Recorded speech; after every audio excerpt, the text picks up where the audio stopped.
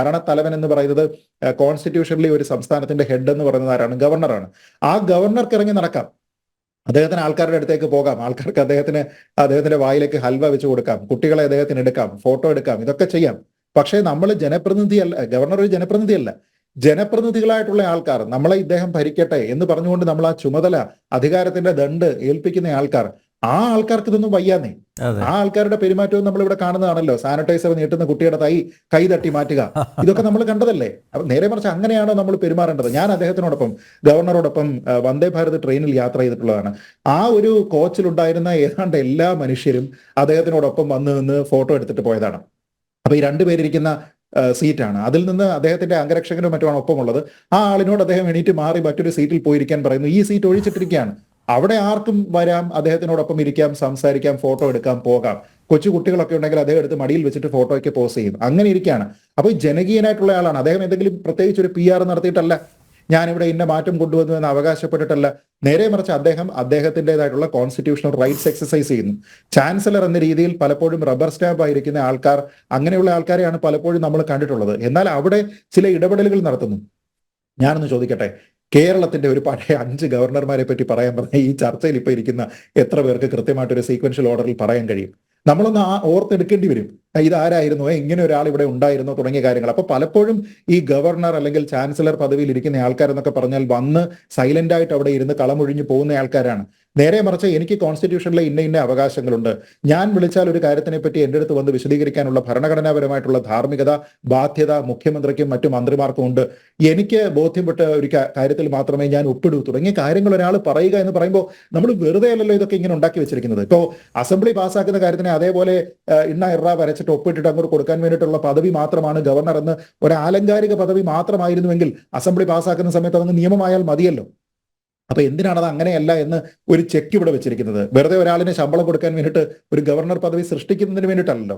അപ്പൊ ഇത് കോൺസ്റ്റിറ്റ്യൂഷണലായിട്ടുള്ള ഒരു ചെക്കാണ്. അംബേദ്കർ തന്നെ ഭരണഘടനാ അസംബ്ലിയിൽ നമുക്കറിയാം, ആ ചർച്ചകൾ നടക്കുന്ന സമയത്ത് ഇന്ന് പലപ്പോഴും ആൾക്കാർ പറയുന്ന ഒരു ആക്ഷേപ പദമായിട്ട് ഉപയോഗിക്കുന്നുണ്ട്, കേന്ദ്ര സർക്കാരിന്റെ ഏജന്റാണ് ഗവർണർ എന്നൊക്കെ പറഞ്ഞിട്ട്. ഈ ഭരണഘടനാ അസംബ്ലി ഡിബേറ്റുകൾ എടുത്ത് നോക്കിക്കോളൂ. അവിടെ അംബേദ്കർ ഉൾപ്പെടെയുള്ള ആൾക്കാർ അവിടെ ചർച്ച ചെയ്യുമ്പോൾ പറയുന്നത് governor is not merely an agent but he's an agency of the centre എന്നാണ് പറയുന്നത്. അപ്പൊ സെൻട്രൽ ഗവൺമെന്റിന്റെ ഏജൻസി പോലെ തന്നെ പ്രവർത്തിക്കേണ്ടുന്ന ഒരു സംവിധാനമാണ്. സംസ്ഥാന സർക്കാർ നമ്മുടെ ഈ ഫെഡറൽ സ്വഭാവം അവിടെ കാത്തു സൂക്ഷിക്കുന്നതിന്റെ ഭാഗമായിട്ട് എടുക്കുന്ന താല്പര്യങ്ങൾ ദേശീയ താല്പര്യത്തിലുള്ളതാണോ, അത് കേന്ദ്ര സർക്കാരിന്റെ നയങ്ങളുമായിട്ട് ഒത്തുപോകുന്നതാണോ, സംസ്ഥാന സർക്കാരിന്റെ അവകാശങ്ങൾ എക്സസൈസ് ചെയ്യാനുള്ള പരിധി കടന്നു പോകുന്നുണ്ടോ, തുടങ്ങിയ കാര്യങ്ങൾ ചെക്ക് ചെയ്യുന്നതിന് വേണ്ടിയിട്ടല്ലേ ഈ സംവിധാനം അവിടെ ഉള്ളത്. അപ്പൊ അതിൽ റീസണബിൾ ആയിട്ടുള്ള ഒരു ടൈം ലിമിറ്റ് ഒക്കെ ഒരു ബില്ല് പാസ്സാക്കുന്നതുമായി ബന്ധപ്പെട്ട് ഉണ്ടാകണം എന്ന് പറഞ്ഞാൽ അത് മനസ്സിലാക്കാം. അപ്പൊ അതിന് ഇത്ര കാലപരിധി ഉണ്ടാകണം, അല്ലെങ്കിൽ ഒരു 6 മാസം, അല്ലെങ്കിൽ ഒരു 3 മാസം, അത് വെച്ചോളൂ. നിലവിലതില്ല. അപ്പൊ ഇല്ലാത്ത ഒരു നിയമം അനുസരിച്ച് നമ്മൾ കളിക്കണം എന്ന് പറയുന്നതിൽ കാര്യമില്ല. അതുകൊണ്ട് അത് കേന്ദ്ര സർക്കാരിന് അല്ലെങ്കിൽ രാഷ്ട്രപതിക്ക് അത് റിസർവ് ചെയ്തിരിക്കുകയാണ്. രാഷ്ട്രപതി അതിൽ തീരുമാനമെടുക്കുന്നത് എങ്ങനെയാണ്? കേന്ദ്ര സർക്കാരിന്റെ ശുപാർശ കൂടി സ്വീകരിച്ചതിന് ശേഷമായിരിക്കും. അപ്പൊ അങ്ങനെ കോൺസ്റ്റിറ്റ്യൂഷണലായിട്ട് ഓരോരുത്തർക്കും ഓരോ അധികാര പരിധി അവിടെ വെച്ചിരിക്കുമ്പോൾ അതിൽ നിന്നാണോ ഗവർണർ കളിക്കുന്നത് എന്നുള്ളത് മാത്രം നോക്കിയാൽ പോരെ. അതിൽ നിന്ന് ഗവർണർ പുറത്തേക്ക് പോയിട്ട് ചെയ്തിരിക്കുന്ന കാര്യങ്ങൾ എന്താണ്? അതിൽ നമുക്ക് അദ്ദേഹത്തെ വിമർശിക്കാം. നേരെ മറിച്ച് അദ്ദേഹം അവിടെ മിണ്ടാതെ ഇരുന്നു കൊള്ളണം, അദ്ദേഹം രാജ്ഭവന്റെ പുറത്തിറങ്ങാൻ പാടില്ല, അദ്ദേഹം നടക്കാൻ പാടില്ല എന്നൊക്കെ പറയുന്നത് എന്ത് വിഡ്ഢിത്തമായിട്ടുള്ള കാര്യങ്ങളാണ്. ഇങ്ങനെയാണ് ഈ മാറ്റങ്ങൾ ഉണ്ടാകുന്നത്. നമ്മൾ ഈ പണ്ട് സാഹിബ് ഉണ്ടാക്കിയിരിക്കുന്ന അതേ കാര്യങ്ങൾ അതേപടി പിന്തുടരുക, രാജാവ് വരുന്നതിന് 10 അടി ദൂരെ മാത്രം മാറി ഈ പ്രജകൾ നിൽക്കുക, തുടങ്ങിയ കാര്യങ്ങളൊക്കെ തന്നെ പരിഷ്കരിക്കേണ്ടിയിരിക്കുന്നു. അങ്ങനെ ജനങ്ങളിൽ ഒരാൾ തന്നെയാണ് ഗവർണർ, അല്ലാതെ പ്രത്യേകതയൊന്നുമില്ല എന്നൊരാൾ കാണിച്ചു തരാൻ വരുന്ന സമയത്ത് അല്ലല്ല അദ്ദേഹത്തിന് കുറെ അധികം പ്രത്യേകതകളുണ്ട്, അദ്ദേഹം അവിടെ നിന്നാൽ മതി, നമ്മളല്ല നമ്മുടെ റാൻ എന്ന് പറഞ്ഞുകൊണ്ട് ദൂരെ മാറി നിൽക്കാം എന്ന് ചിന്തിക്കുന്നത് ഇന്നത്തെ കാലത്തിലെ ഒരു പുരോഗമനമൊക്കെ പറയുന്ന, പ്രവൃത്തിയിലില്ല എങ്കിലും വാക്കുകളിലെങ്കിലും പറയുന്ന ഒരു പ്രസ്ഥാനത്തിനെ സംബന്ധിച്ചിടത്തോളം പറയാൻ പോലും കൊള്ളാവുന്ന ഒരു കാര്യമാണ് എന്നെനിക്ക് തോന്നുന്നില്ല. അപ്പോൾ ഗവർണർ കാണിച്ചിരിക്കുന്ന ഒരു മാതൃകയാണ്.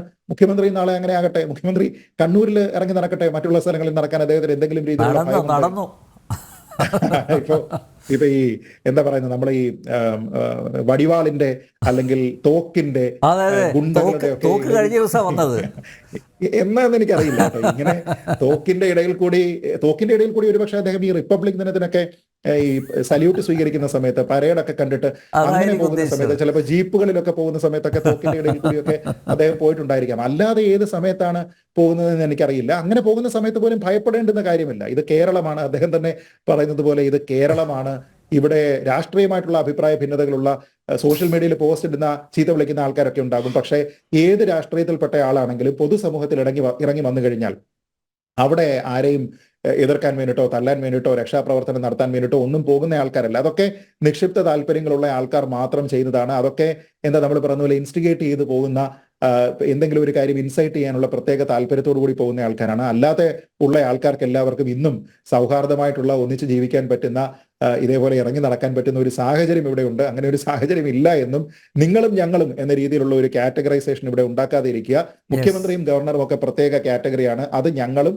മറ്റുള്ള ആൾക്കാർ നിങ്ങളുമാണ് എന്ന രീതിയിലുള്ള ഒരു വിവേചനം ഇവിടെ കൊണ്ടുവരാതെ ഇരിക്കുക എന്നുള്ളതാണ് എനിക്ക് പറയാനുള്ളത്.